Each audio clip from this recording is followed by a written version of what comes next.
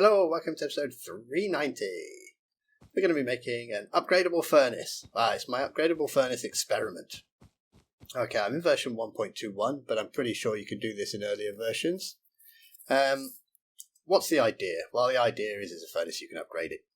Clues in the name. Oh, I've got some spare stuff. Right, let's put this in. My furnace is burning at normal speed. How boring.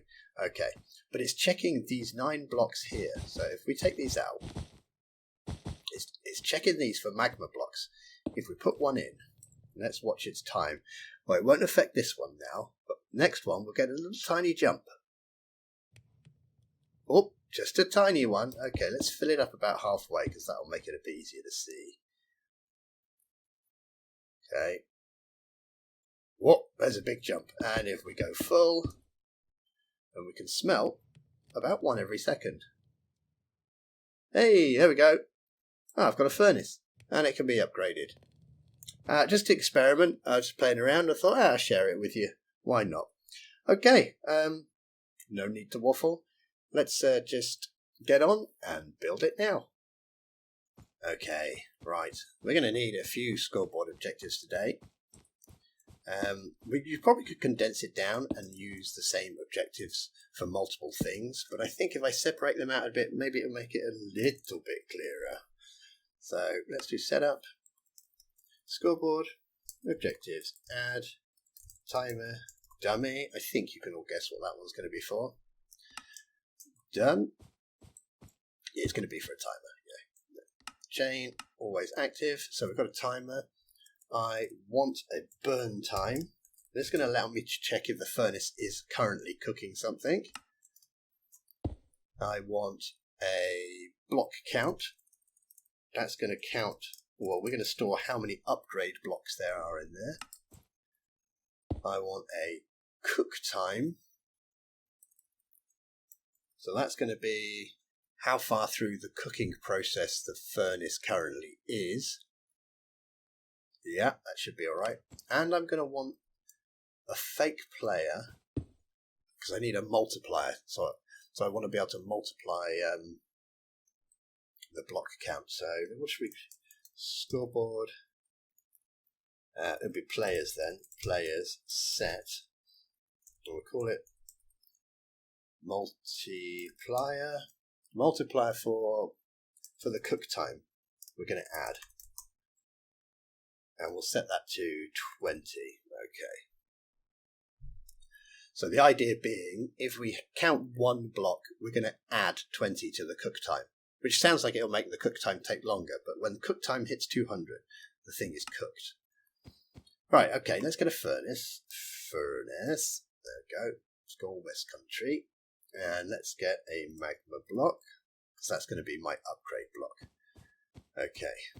I'll put the furnace there, and I'm going to do a check. I'll hollow out the area. There we go. We're going to check in that area there to see if there are any magma blocks, and if there is, we're going to do a bit of upgrading. I'm going to want a marker. So, player can't place this down at the moment. I'm summoning the marker manually. I suppose there's nothing to stop you making spawn eggs to place them down. So we'll summon a marker. It'd be helpful if I knew the coordinates of the block. We'll do field tab to get them.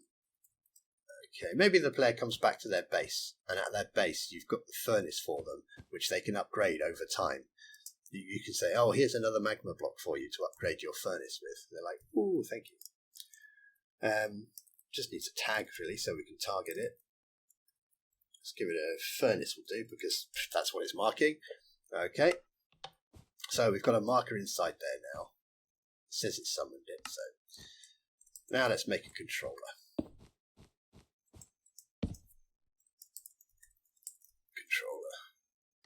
Now the first thing I'm going to do is I'm going to put this on a timer, because I don't want this command. I don't want to be doing the block count every tick. So I'll do it every second. What you could do is you could just have a button on the wall. So maybe next to it, you've just got a button there, and it's sort of labelled upgrade furnace. And what you can do is put your blocks in. So it's like, oh, I put 3 in, upgrade furnace, and that stores the number instead.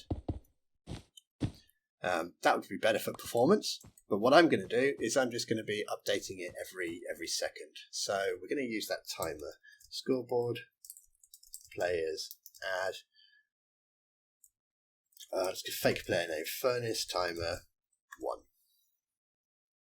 Done. Well, it's not going to do anything like that, is it? There we go. Repeating. Done. Next, we will execute if score furnace timer matches. I want every second, so we'll say 20. That's 200. I'll be excited. 20 or higher, then we will store success as a score. No, we have to actually type the name here. Furnace timer. So this is effectively going to reset the timer. It's going to reset it back to 1. Furnace timer. What do we want to do? We want to run. No, not yet. We want to as any entity whose type equals marker. Yeah, tag equals, I think we've got a furnace at that entity, so we can target the actual furnace block. And what we will do is we will store the result as a score, and we'll store into the marker. Okay, it's not suggesting any, usually because I haven't pressed this button. There we go. Now it's suggesting them. Okay, I want to get the burn time of the furnace. Run data get from a block at those coordinates. Burn time. So that's going to allow me to know, is the furnace burning? If it's on 0, the furnace is not burning. And if it's higher than that, the furnace is burning. Pretty self-explanatory. Okay. Now from now on we'll do all conditionals. So they only run if the one before runs, and this one only runs once a second. Okay. What do we want to do? I want to get a count. I want to count the number of magma blocks in that little hollowed out area I just made. So we'll execute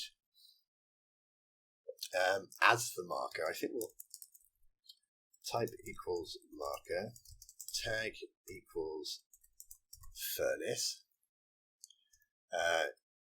but only if the furnace is burning, so that's why we've got the burn time. If score marker burn time matches 1 or higher, so only if the furnace is burning.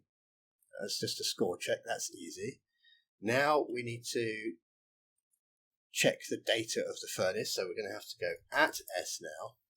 So we're actually executing at the marker, and we'll say unless data block at the marker's coordinates items. We're going to check one item. We're going to check slot 2B, that's the output slot, count 64. So if there are 64 items in the output slot, even if the furnace is still burning, there's no point us doing anything because it can't actually do anything. So you can't smelt another one. There's no space for it. So we won't do anything if the output's full. And if data block at those coordinates items slot, I think it is slot 0B. And we're not going to specify a count or anything. This is just going to check, is there an item in slot B? Is there an item to be smelted? Because if there isn't, there's no point us doing anything. So if we are successful, the furnace is burning, the output is not full, and the smeltable item input does have something in it, then we will store result as a score on the marker, block count, run, clone, and we want the little 3x3 area 1 block down, So 1, 2, 3, 1, 2, 3. So we'll go +1, +1, -1, -1. That's going to get us a 9 by 9 area on the same level as the furnace, and then we'll just move the Y down, -1, -1. That's going to be the little 3 by 3 one beneath the furnace, and we're also going to need where we're comparing it. We're comparing it to here, and for this we just take the lowest X, the lowest Y, and the lowest Z. So X, we've got 1 and -1. -1 is lowest. For Y, we've got -1, -1. -1 is lowest. And for Z, we've got 1, -1. -1 is lowest. And we will do filtered. We're looking for a magma block, but as you can see there, just as I was typing, you can also do block tag lists. So you could say it could be any type of bed, any type of beehive, any type of campfire. You can pick whatever you want here. I just want to use magma block. Now, as your player goes around the map, and we're going to put force there as well, your player goes around the map, maybe you can give them a magma block every now and then, and when they come back to their base, they can upgrade. Can we do any testing on this? I'm going to have to get myself some coal, I think, or some sort of fuel. Let's just use coal and logs. And let's do a scoreboard, objectives, set display to the sidebar. Let's check the block count. That's really what we're interested in here. So nothing at the moment. There's one there, but we've got no burn time, so we're not expecting anything. So let's give it some burn time. Let's start cooking. Oh, we've got a block count of 1. Perfect. Okay, let's put another one down. That's a sign. That's not going to help. Block count of 2. Right, definitely block count of... okay, now why is this one not worked? Now, we can probably guess that it's already smelted its item. So it's just like, well, I'm not going to bother counting. There is nothing in slot 0B. There's no input, so I'm not going to count. Cool, so that seems to be working. Let's do another check though. Put that in. Yeah, now we've got 3. Now we've got 4. Cool. Right. Let's keep going. So we now have a block count of the magma blocks. Conditional as well. Right, well, now I'm going to multiply that block count, because we're going to add it on to the cook time, and adding on 4 ticks is going to be, well, going to be pretty pointless, really, to be honest. This is like nearly a quarter of a second. So we want to multiply that, and that's what our multiplier was for that we made earlier. So we will scoreboard players, operation, any entity whose type was a marker, whose tag equaled furnace. And we'll get their block count, and we'll multiply equal by, what did we call? We called them multiply, didn't we? Multipliers, cook time. Done. Okay, it's not updating now because it's probably not cooking anything yet. Let's give it something to cook. So now we've got 80. Cool. Yeah. 40, and we've got 1 block 20. Great. Now we've got a number that's actually worth adding to the cook time. So let's pop another one down. And well, we don't want to just keep adding it to the cook time. Otherwise, even if it was just low, like 10, it would be add 10, add 10, add 10, add 10, which would be a bit silly. So let's get the cook time of the furnace.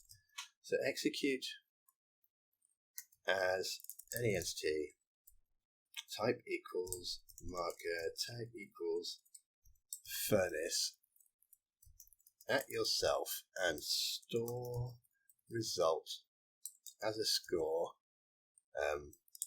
on yourself, cook time, and we'll run data get from a block at your coordinates, get your furnaces, cook time. Okay, so now we've got the cook time stored, done. I'm just going to go in here and copy this bit here because I'm tired of typing that now. Copy. Execute at type as type marker, tag equals furnace. If score at S cook time, so if the furnace's cook time is less than the marker's block count, which has now been times by 20, and we better do at S now, then we will store result into a block at those coordinates. So we're going to store the result into the furnace, into the furnace's cook time, which is a short. It's an S short.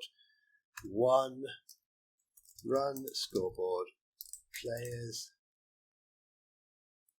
get from the marker your block count. Whew, done. Okay, let's redo that. We know block count's working. Let's take it off the side. There we go. Okay, so I've only got 1, so I'm expecting a tiny, tiny little jump right at the beginning. It was pretty hard, probably pretty hard to see, just a little jump, but we'll keep our eye open. Oh, it was there. There's just a tiny little jump. Let's go halfway. Well, we can't do half, so we'll do 5. So we get a bigger jump now. Boy, yeah, okay. And if we've got the thing fully upgraded, we should be smelting something about once every second. Jump. Jump. Cool, okay. There we go. That is my experiment with using blocks to upgrade the cook time of a furnace. I bet there's a really simple way to do it that I haven't thought of, and I've just made everything really complicated. So do check down in the comments just to see if anyone's come up with a better idea. I always pin a good idea if it's down there, just so we can all have a look, so we can all learn. Okay, I'll let you go. We've wasted about a quarter of an hour making a silly furnace which we can update. I kind of like the idea though. It's kind of nice to be able to upgrade things and make them work faster. Anyway, I shall not waffle, tempted though I am. Take care, have a nice day, I'll see you soon. Bye bye.